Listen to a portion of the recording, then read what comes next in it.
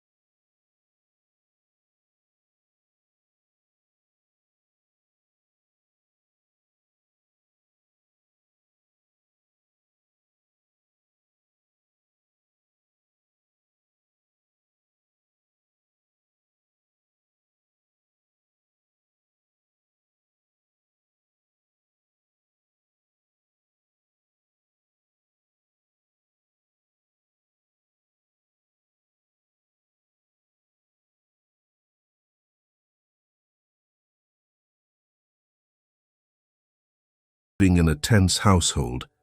To avoid being dragged into the storm, the child carefully observes the tiniest signals. A throat clearing heralds anger. A forced smile hides disappointment. The child develops an extremely sharp emotional radar, not because they want to understand others, but because they need it to survive. As adults, that radar becomes what outsiders call empathy.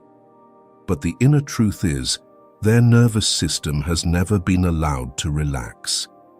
The life of an empath is often built upon this foundation.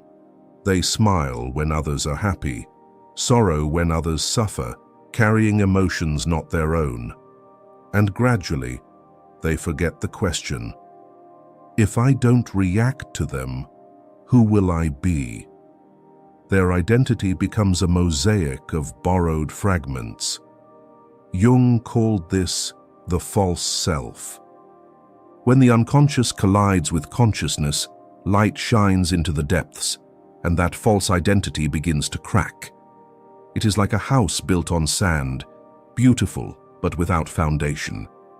Just one wave, and everything collapses. Many empaths recount being stunned when they realized they had never truly lived for themselves, never known what they really wanted, what was authentic, and what was only reaction to please others. In my circle, there is a woman who always plays the peacemaker. Whenever the atmosphere grew tense, she told a joke to disperse it.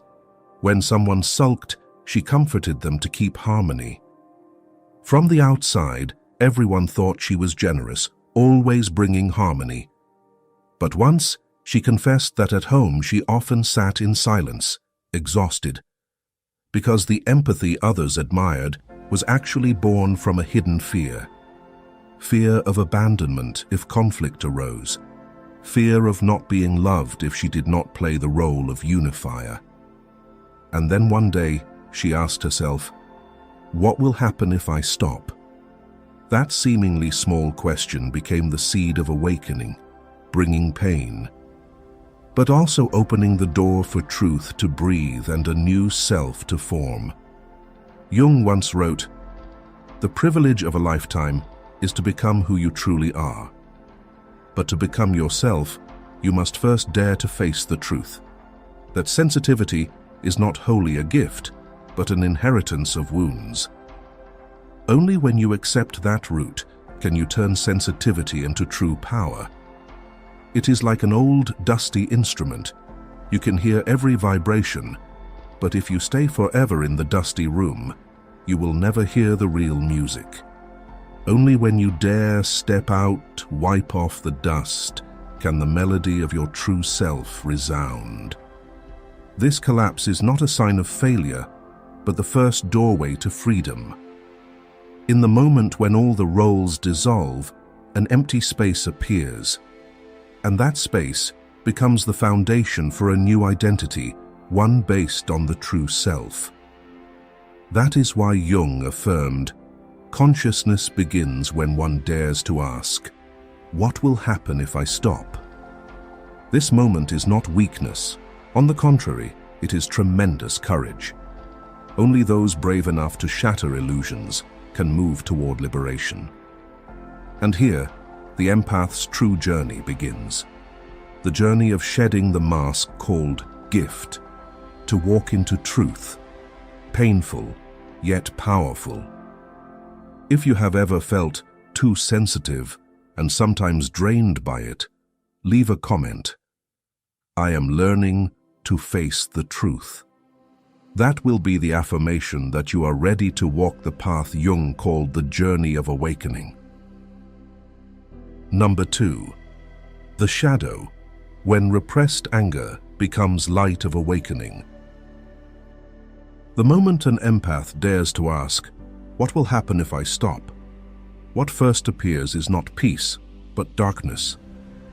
Carl Jung called this the shadow, the place where everything denied, forbidden is stored. And for empaths, the shadow often contains the emotion they fear most: anger. In many eyes, empaths are the embodiment of gentleness. They rarely raise their voice, rarely resist, always yielding to keep the peace. Yet Jung pointed out, what we repress does not disappear. It retreats into the unconscious and continues to live there. The empath's repressed anger does not vanish. It silently accumulates until one day it erupts, reminding them that they too have needs, limits, and instincts to be acknowledged. Jung once wrote, one does not become enlightened by imagining figures of light, but by making the darkness conscious. In other words, awakening is not achieved by denying darkness, but by daring to face it. For empaths, anger is that darkness. Only when they allow themselves to recognize, I am truly angry, does an essential part of individuation begin. Picture this. An employee constantly takes on extra work for colleagues. She always smiles and says, it's fine. Fearing refusal will make her seem selfish. But after months, she feels drained, resentful toward everyone. This is not because she suddenly became unkind, but because her accumulated anger had reached its limit. If repressed further, it could turn into self-hatred or explosive breakdown. But if she admits, I am angry because I am being used, that anger becomes a signal. Her boundaries have been crossed.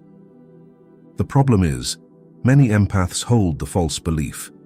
Anger equals cruelty, therefore they reject it. But Jung insisted, anger is not the enemy, it is part of wholeness.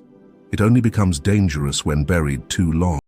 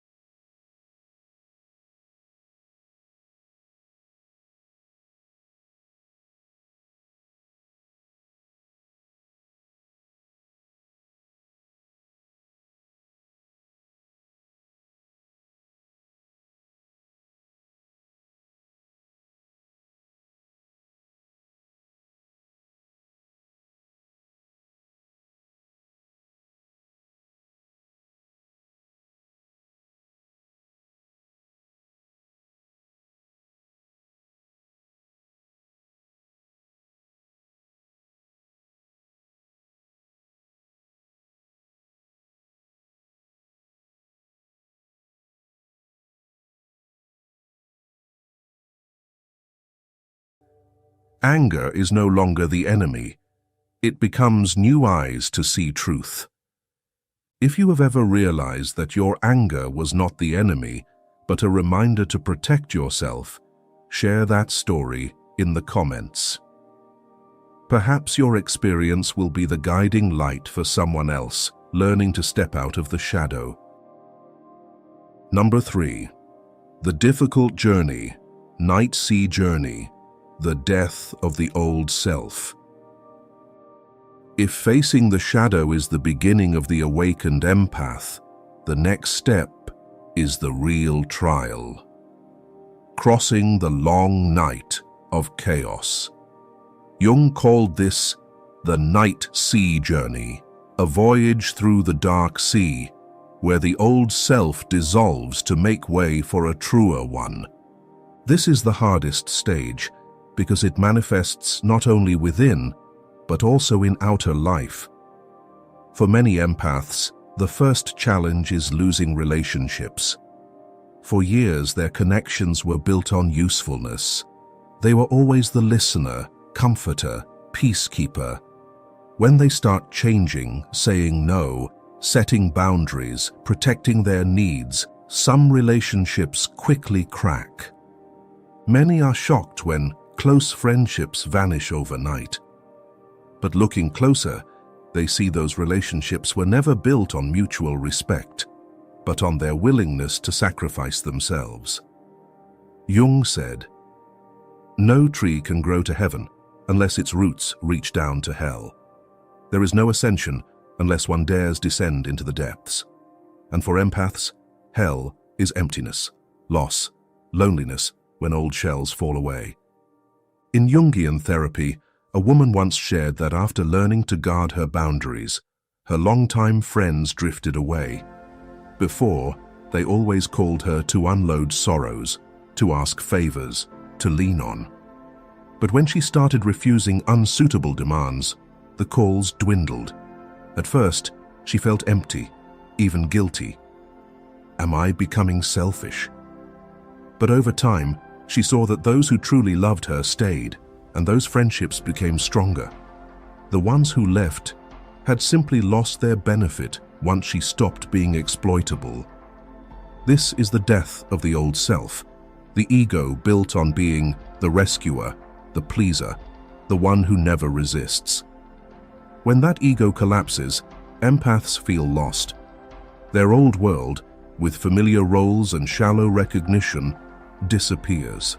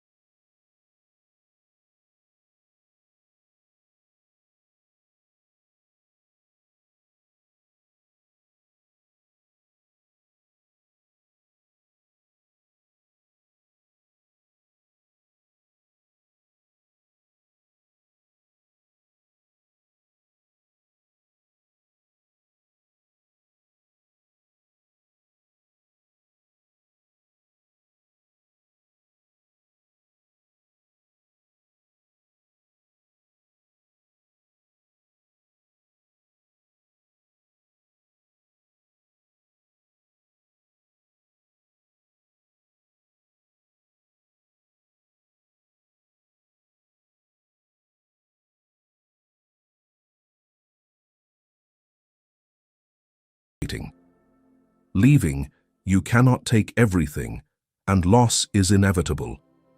But only by daring to leave can you find a brighter, more spacious, worthy place.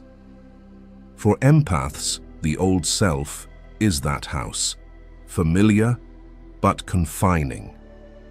The important thing is, the night sea does not last forever. It is like a natural cycle.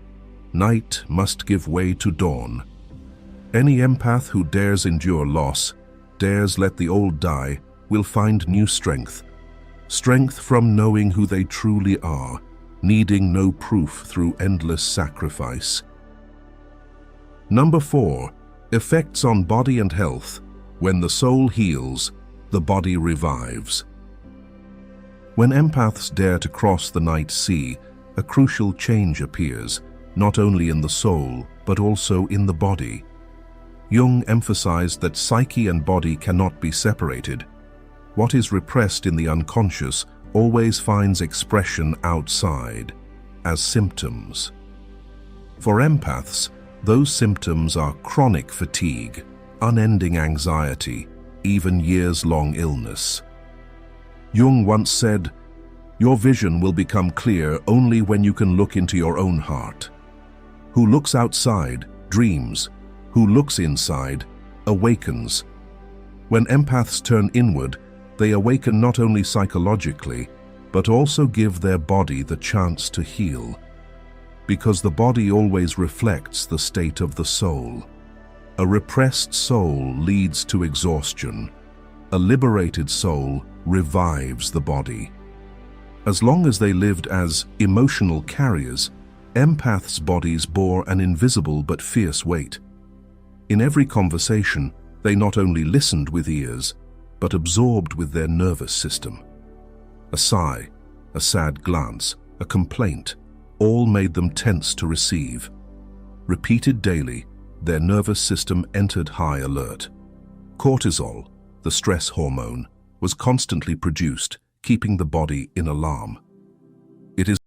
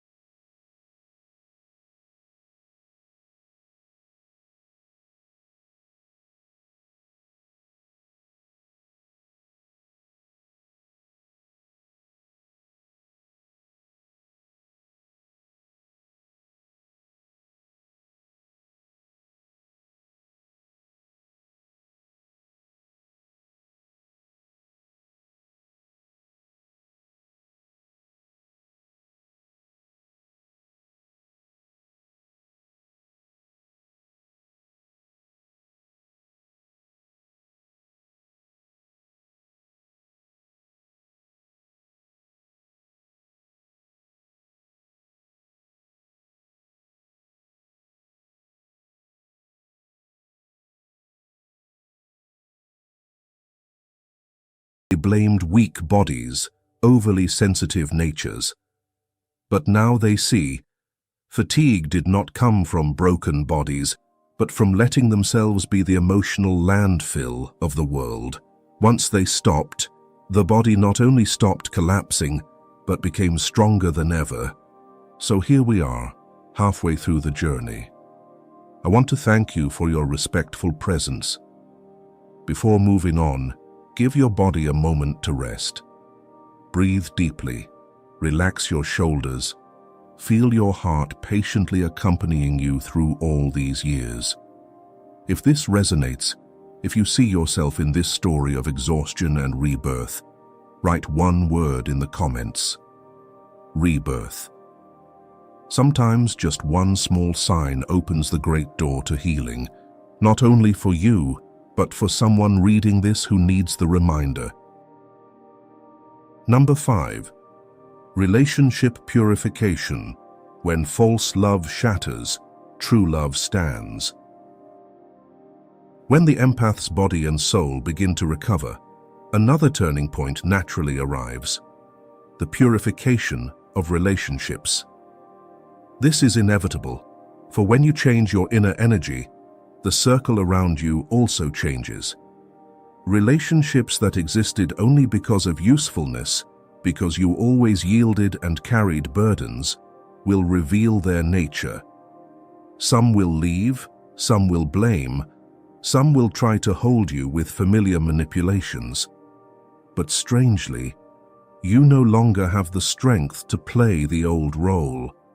And when the mask falls, false love shatters, leaving only true love standing. Carl Jung distinguished clearly between true love and what he called neurotic attachment. True love is the meeting of two selves where both grow and are free. Neurotic attachment is dependence, where one lives to soothe the fear and emptiness of the other. For empaths, sensitivity traps them in this. They think love is unconditional sacrifice, enduring so the other is happy. But on the path of awakening, truth arises. Love is not losing yourself, but keeping yourself even in connection. A clear example lies in the Bible story of Samson and Delilah. Samson, with extraordinary strength, repeatedly ignored intuition to cling to Delilah, who never truly loved him, but sought to exploit his power. When Delilah pressed him for the secret of his strength, instead of stopping and seeing the manipulation, Samson was trapped in dependence. In the end, he lost his strength and fell to his enemies. This story mirrors what Jung called neurotic attachment, a manipulative tie, not real love. The lesson for empaths is the same. If you blindly sacrifice to keep false love, you lose not only strength but your soul. By contrast, true love does not fear change. When empaths set boundaries, true love does not break, but deepens. A friend once shared that during her healing, her relationship was tested. She had always yielded, endured everything for her partner. But after learning about boundaries, she voiced her needs, refused what drained her. At first, he was irritated, saying she had changed. But instead of leaving, he chose to listen, to learn to respect her limits. And that made their love mature. She realized, true love is not lost when you live authentically. It finds firm roots because of it.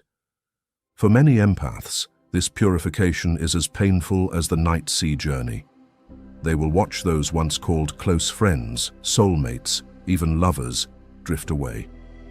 At first, this feels like loss, but looking deeper, they see those ties only held because they kept playing the one who gives unconditionally. Once they live truly, those who only benefited no longer remain. Jung emphasized that any awakening comes with separation. The old and the new cannot coexist. If you choose to live true, false love dissolves, so true love can appear.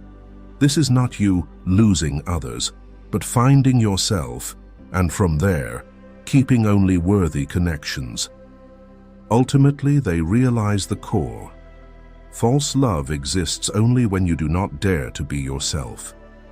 Once you live authentically, those who remain after the storm are the ones truly worthy to walk the new dawn with you. Number 6. Conscious sensitivity. When sensitivity becomes superpower. After empaths pass through broken false ties and mature by letting true love remain, they enter a new stage. Sensitivity is no longer a burden, but superpower. This is a subtle yet revolutionary turning point.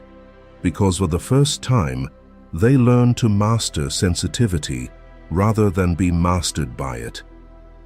Before, sensitive people absorbed every signal, sighs, frowns, the tiniest instability. It drained them. But now, they learn conscious sensitivity, choosing what to feel, what to let pass. A friend once told me that after her healing journey, she no longer overreacted to everything. Before hearing a co-worker complain, she immediately felt as if it was her burden. But now, she can listen with compassion without letting others' sadness take over her mind.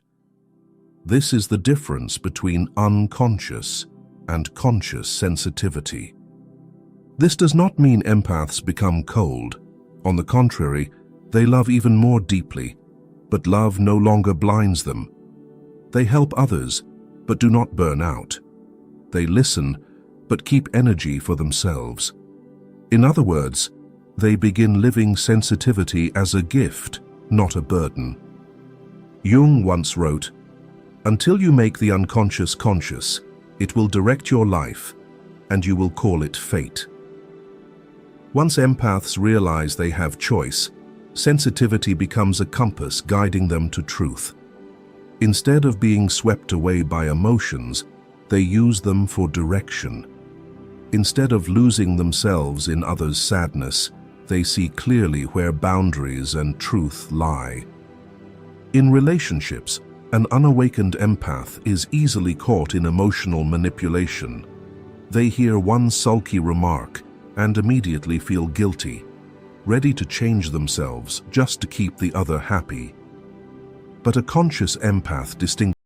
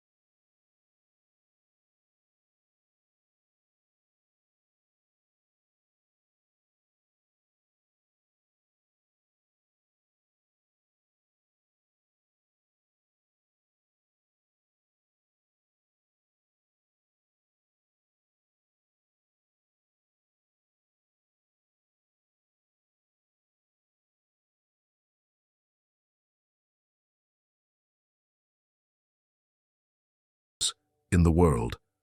And truth, as Jung affirmed, is always the foundation of growth. Finally, empaths realize they need not abandon sensitivity, nor be consumed by it.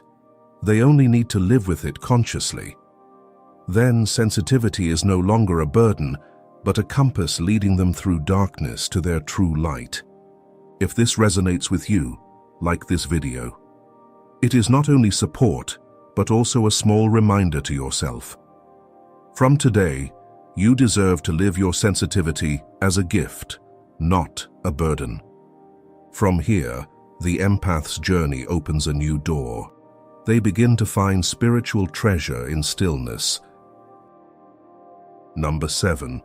The empath's treasure, from loneliness to solitude.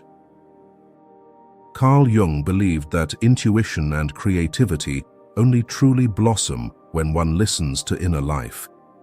For empaths, once free from pleasing or fearing loss, they reach a deeper state, solitude. This is not the loneliness that haunted them before, when fear of abandonment shook their heart. Solitude is a different quality, sitting alone without emptiness, enjoying their own presence as a true friend. I once knew a woman who never missed a gathering, fearing friends would forget her. But after a crisis, she began meditating every morning. At first, Silence made her restless, but gradually she learned to dwell in herself. Within months, she could decline unnecessary outings without worry, even happier spending evenings reading alone. Her intuition sharpened, helping her discern real opportunities from passing lures. This is the treasure solitude brings: clarity, independence, creativity. Jung once wrote, "Loneliness does not come from having no people around you, but from being unable to communicate the things that seem important to you." Loneliness is not a lack of people, but a lack of connection with your depths. When empaths learn that connection, loneliness turns to solitude, where they find richness no one else can give. To see the difference, imagine a lake. When wind blows, waves distort reflections. That is loneliness, restless, needing others to fill it. But when the wind stills, the lake mirrors the sky perfectly. That is solitude, full even without others, reflecting the inner universe. Awakened empaths in this state discover new abilities. Intuition sharpens, no longer blurred by worldly noise. They sense the right direction without endless logic. Creativity flows, for in inner stillness, imagination finds space. Most importantly, they form new relationships. No longer seeking crowds to mask emptiness, they keep only resonant, worthy souls. Fewer ties, but deeper, lasting. Solitude also shifts them from passive to active. Before, others' emotions easily dictated their mood. Now, with inner space, they have a sanctuary untouchable. That space is the foundation of true freedom.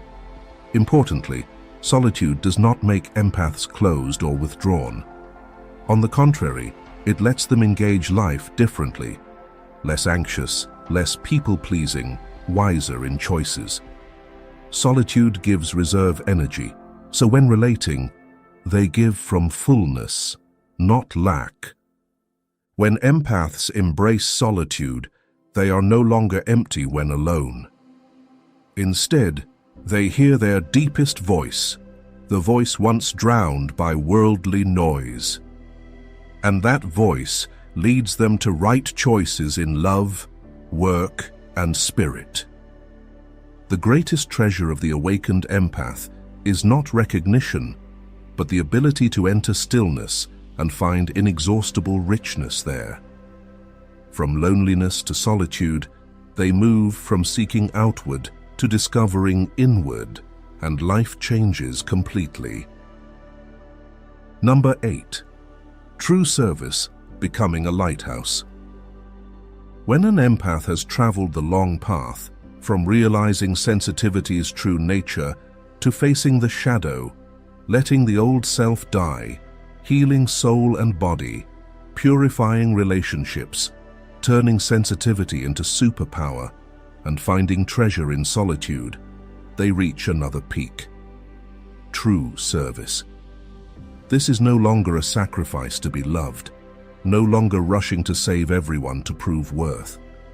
They begin to understand a truth Carl Jung often stressed. We can only give real light when we ourselves are lit from within. Having gone through transformation, they now serve differently. No longer a lifebuoy drowning with the sinking, they become a lighthouse.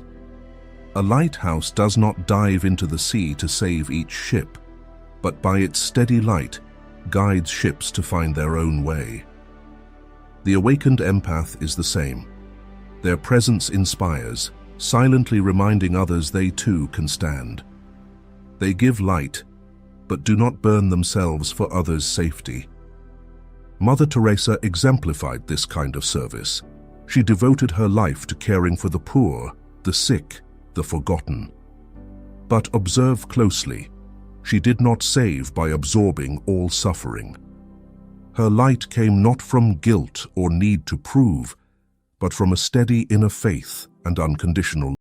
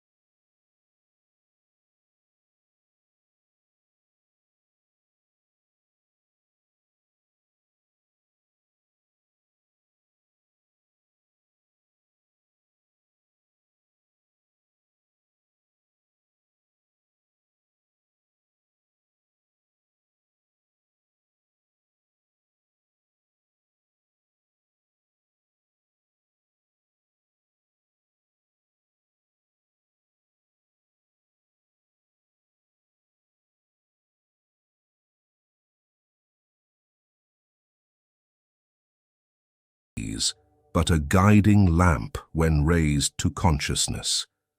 From the moment they dared to stop, to face the shadow, to let false shells fall, a new strength was born, the strength of wholeness. And that is the true treasure of the awakened empath.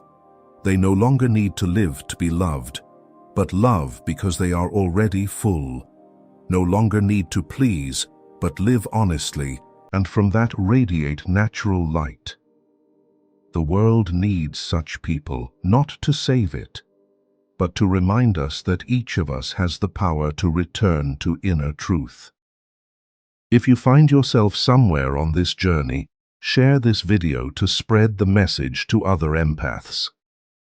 And don't forget to subscribe to continue joining us in the next deep journeys. The light you seek outside is in fact waiting for you to kindle from within.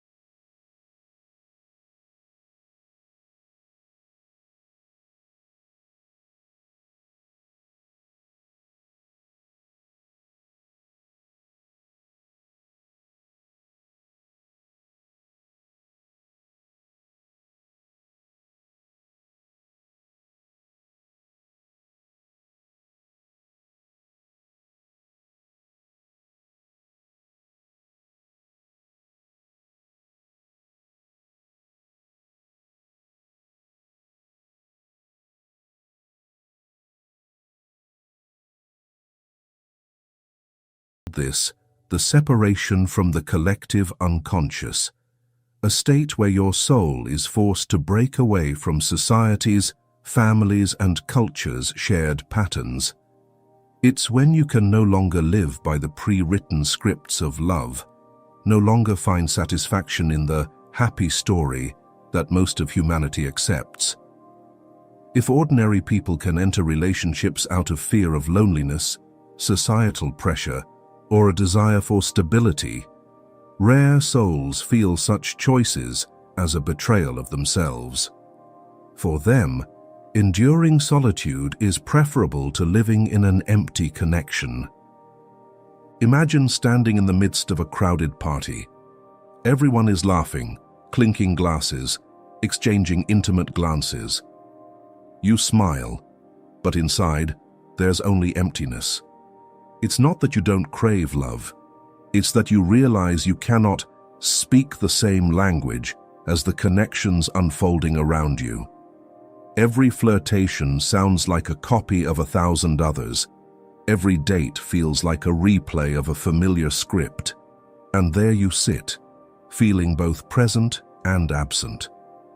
This is the severance from the collective unconscious.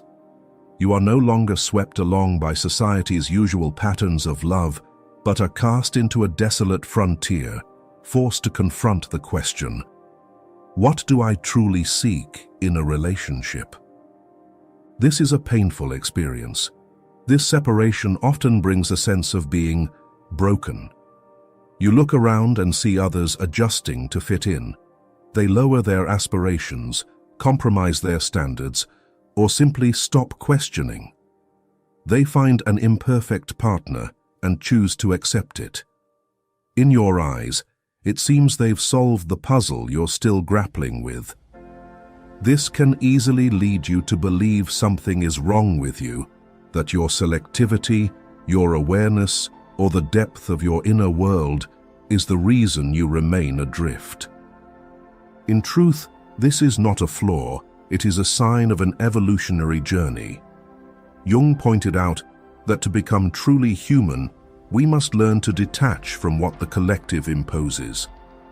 This process is painful because it means losing the comfort of the majority, the safety of being like everyone else. It's like a fledgling bird leaving the nest, facing a vast and intimidating sky. But without flying, it would never discover what its wings were meant for. In real life, this separation from the collective unconscious can manifest in many ways.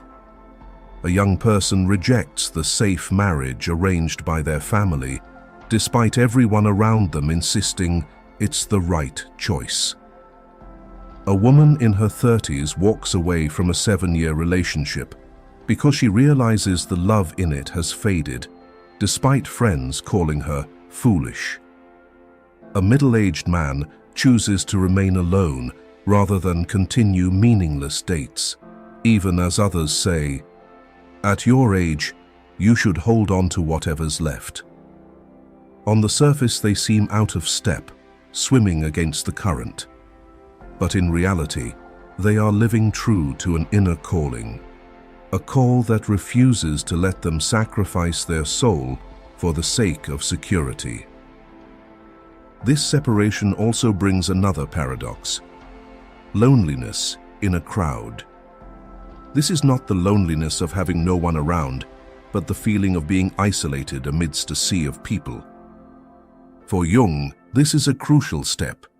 Only when you realize you don't belong to the common molds can you begin to seek your true self. But why is this loneliness necessary before you find true love? Because if you've never been forced to stand alone, you'll never learn to distinguish your true desires from those society has instilled in you. While others love to meet family expectations, gain societal approval, or avoid emptiness, you are compelled to face the question, why do I want love? Out of fear of being left behind, or out of a longing to share the deepest truth of myself? From a psychological perspective, this is the stage where consciousness begins to separate from the collective to form an independent self. Jung believed that many never reach this far. They choose to blend in, letting their personal lives dissolve into the collective unconscious. But rare souls have no such choice. For them, compromise is a form of betrayal. Thus, their loneliness is not a period of abandonment, but a spiritual cleansing, a process where all pretense, borrowed beliefs, and collective dreams are stripped away to reveal the core longing. This is why many rare souls endure long periods of belonging to no one. They cannot fake a smile during a dull date or stay in a relationship just because it's safe, and they blame themselves for it. But through Jung's lens, you'll see. This is the first step of individuation. The universe is pulling you away from the noise so you can hear the purest voice within. The key in this phase is not to escape loneliness, but to learn to sit with it, to realize that loneliness is not evidence of deficiency, but proof of your difference. You are lonely, not because you are less worthy, but because you carry a higher standard. You are not abandoned. You are being refined. Like gold that must endure fire to shine, your soul must pass through isolation from the crowd to become itself. And one day, you will look back on this journey and realize, if you had not walked alone, you would never have learned to recognize true love when it appeared. This separation enables you to distinguish a profound connection from a mere illusion.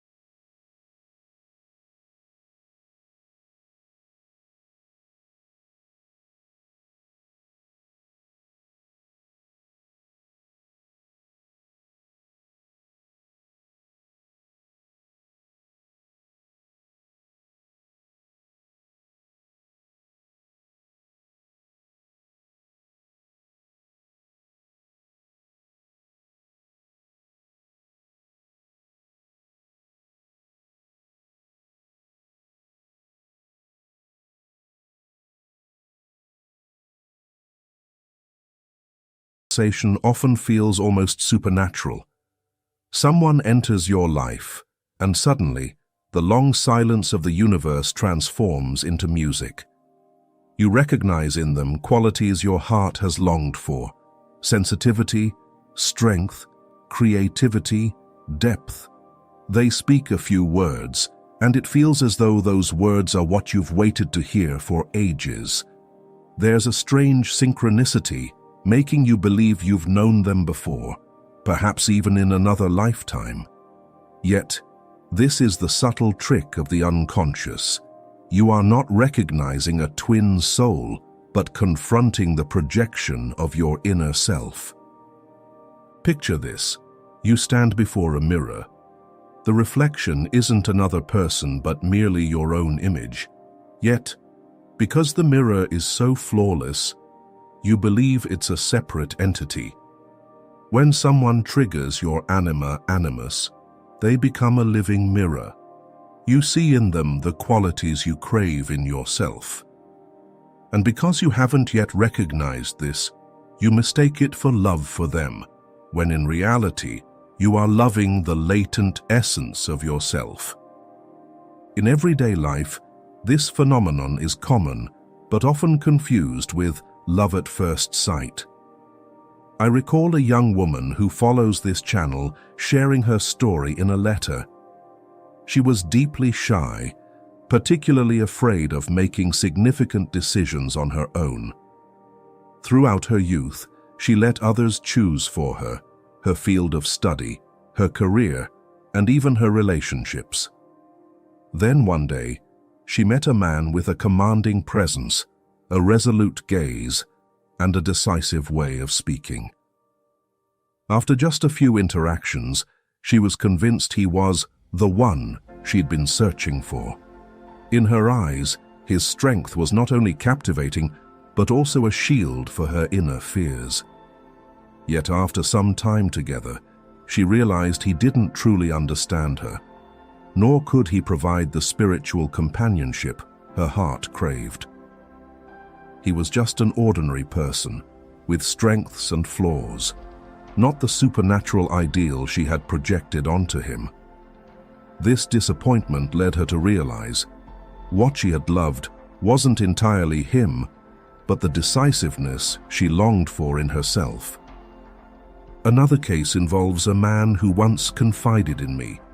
He grew up in a family that valued toughness and despised weakness. From a young age, he learned to suppress his sensitivity, to hold back tears. Then he met a woman with a profound capacity for empathy. She listened to him with rare gentleness, saw straight through to the emotions he'd hidden, and this nearly mesmerized him. He thought this was fated love, that he had finally found the woman who could heal all his wounds. But after a few months, he realized she couldn't bear the weight of the voids he hadn't yet faced himself. Her gentleness wasn't enough to make him feel whole, and the relationship grew heavy. Only then did he understand. What he had craved wasn't her, but the softness and empathy he had buried within himself long ago.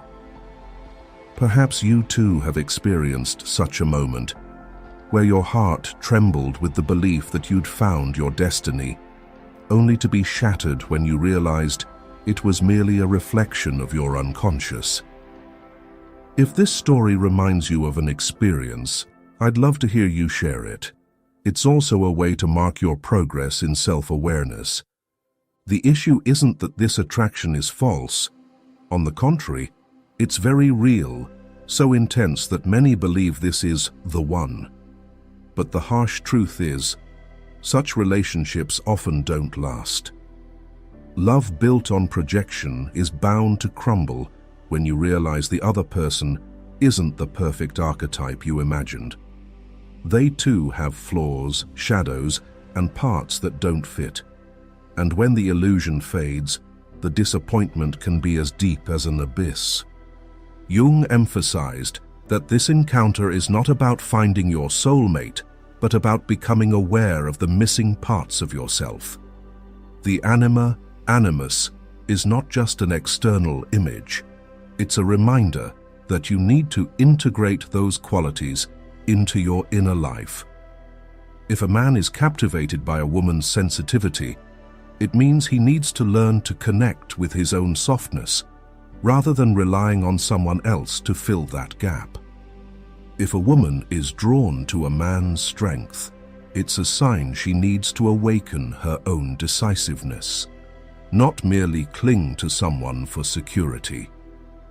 Here's the shocking truth. The love you feel in this moment is, in large part, love for yourself, for the unrealized potential calling out to you. The other person is merely a messenger sent by the universe, like a mirror, to show you the unintegrated shadow of your soul. It's a gift, but if you mistake it for eternal love, you'll fall into a cycle of disappointment and dependency. What makes this phase so difficult is that it's both beautiful and painful. Beautiful because it opens you to a profound, intense emotional experience, as if touching the sacred door of love. Painful because it teaches you a harsh lesson. The person you thought was your destiny is sometimes just a mirror for learning about yourself.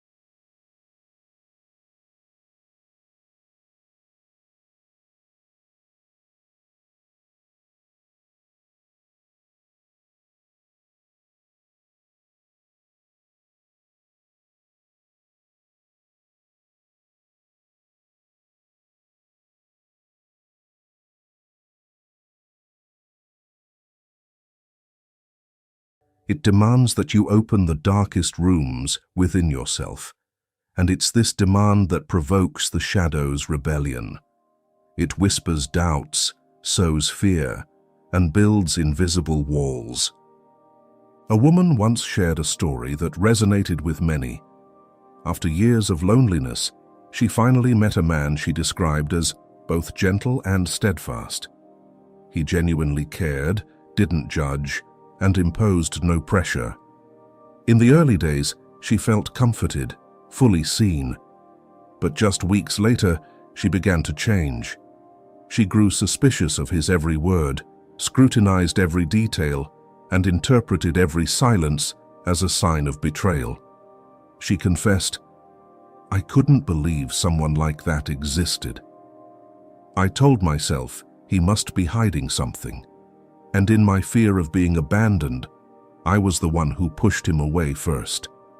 Her shadow, laden with memories of past betrayals, caused her to sabotage the love just as it began to bloom. The shadow acts like a gatekeeper. It hates change, for change means the collapse of long-standing defense mechanisms. It whispers, "Don't trust them. Don't let anyone touch that pain. Don't take the risk, because risking means you could lose everything." But it's this very defense that makes you lose what's most precious. Instead of living in a true relationship, you're trapped in a cycle of your own fears. What makes this phase so challenging is its subtlety. Self-sabotage isn't always as overt as ending a relationship. Sometimes it's small actions, delaying a response to a message, setting unreasonable tests for the other person, or feigning indifference to see if they'll stay. You think you're testing their love, but in reality, your shadow is in control, turning you into an endless challenger.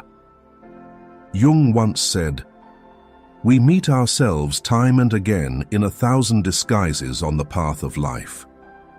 In love, the shadow is one of those disguises. When you reject someone truly compatible, when you push them away with suspicion, you're not rejecting them. You're rejecting your own capacity for healing.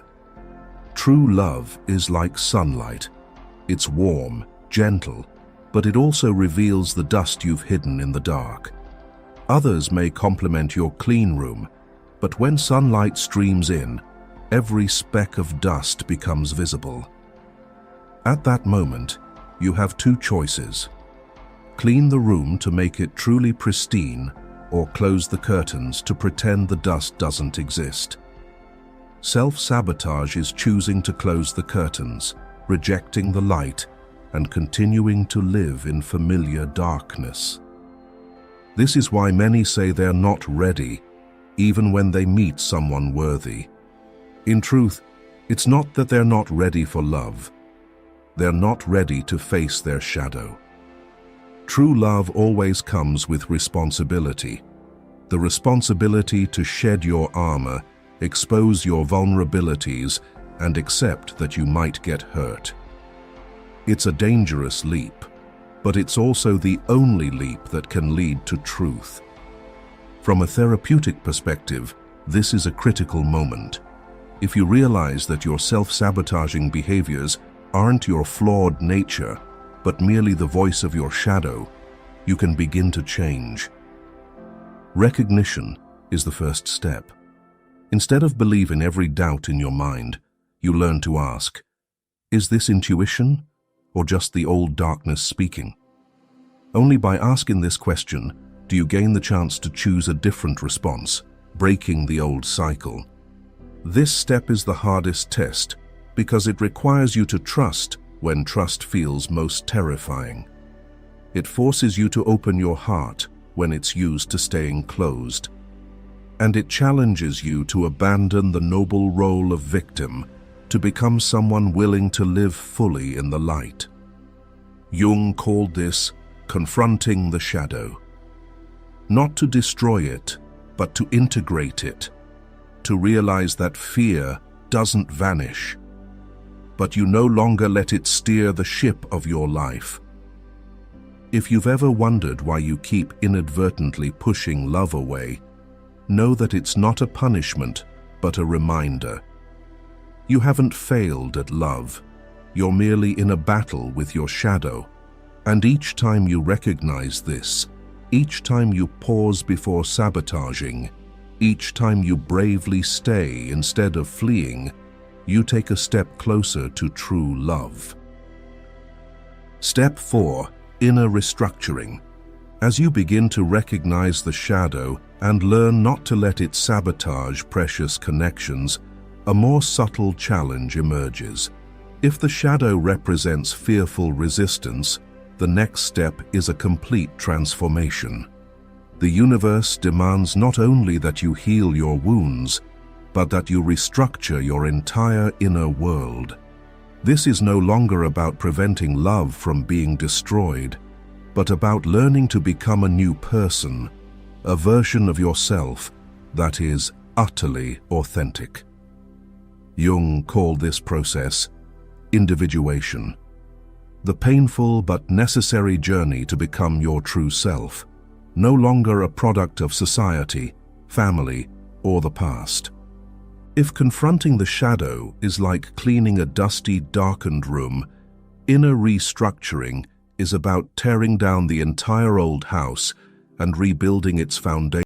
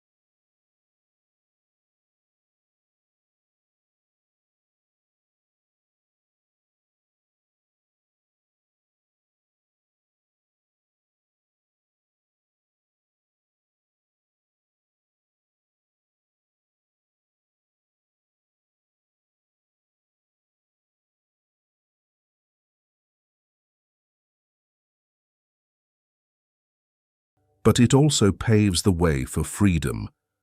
Another way to visualize it: imagine carrying an old, worn suitcase filled with broken items you haul around simply because they're tied to memories.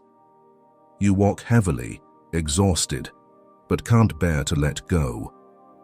Inner restructuring is the decision to open that suitcase, courageously discard each item, and realize your journey becomes far lighter when you carry only what's truly essential.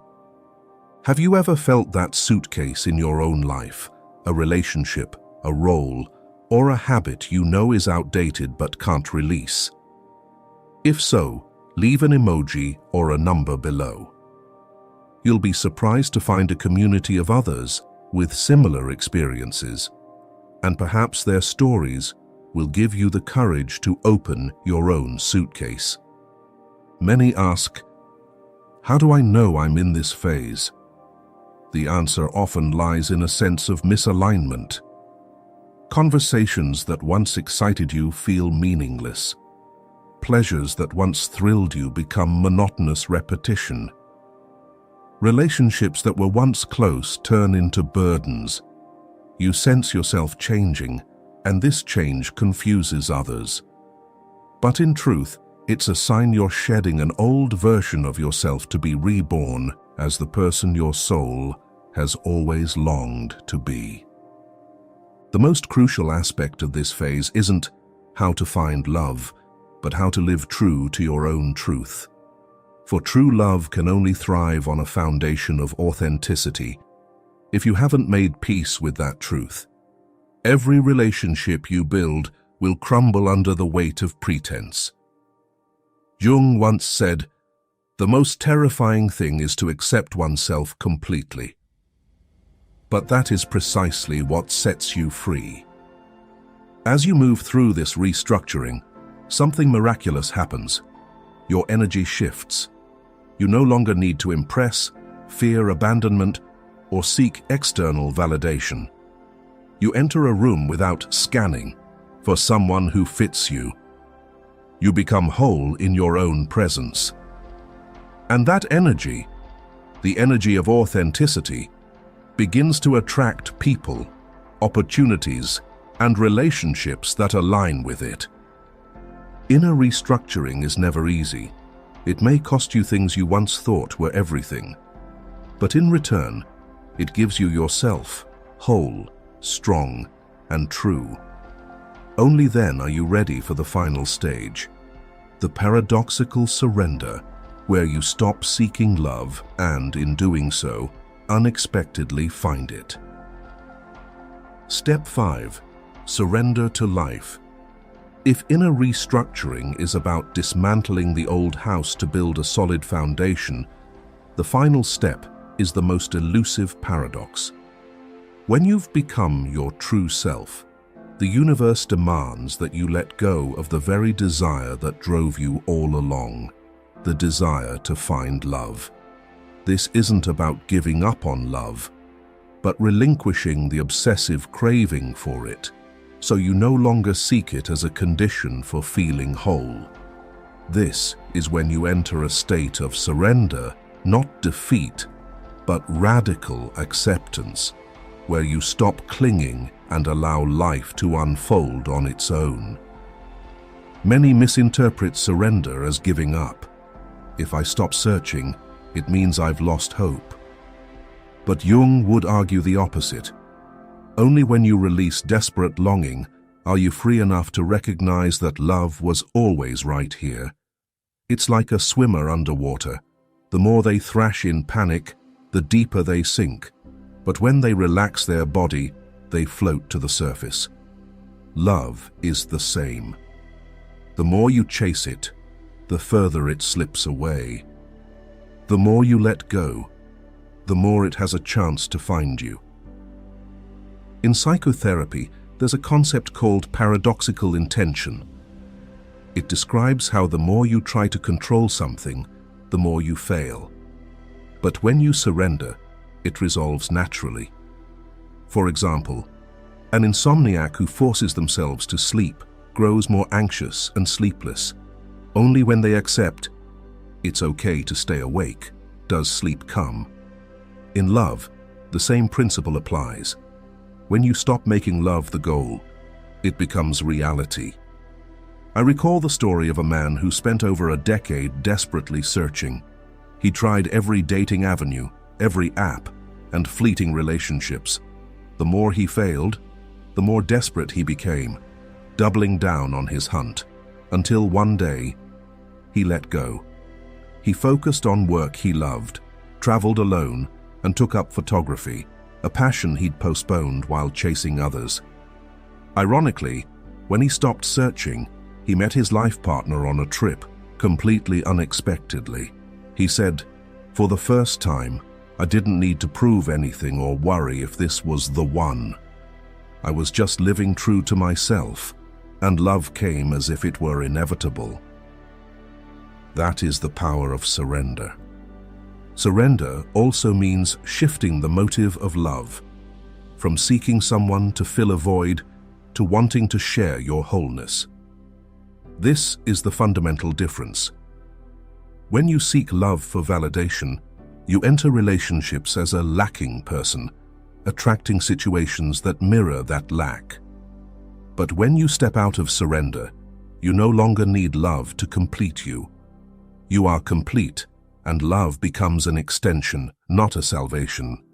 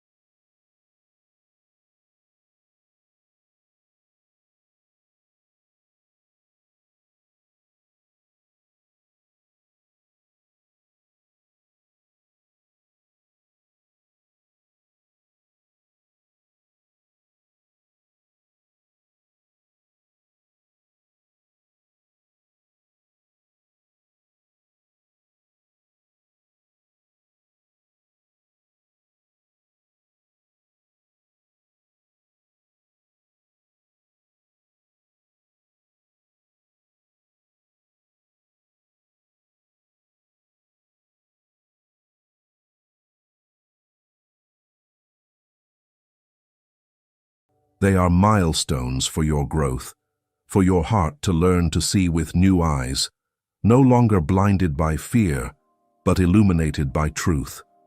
The strange thing is, when you stop seeing love as a destination to reach and start living in your inherent wholeness, the world softens. You no longer scramble to search or rush to prove yourself. You simply exist. And in that presence, love finds you, quietly, surely, as if it had been waiting for you all along. Perhaps you're somewhere on this path, stepping out of the collective unconscious, facing the darkness, learning to let go of the old suitcase, or tentatively surrendering to life. Wherever you are, know you're not alone. Many rare souls are walking this same road, and this invisible companionship is itself a form of love. If these words resonate with you, share them with those you know need to hear them. And if you want to dive deeper into Jung's mysteries with me, hit like and subscribe. Who knows, this space might become a haven where your soul is truly seen.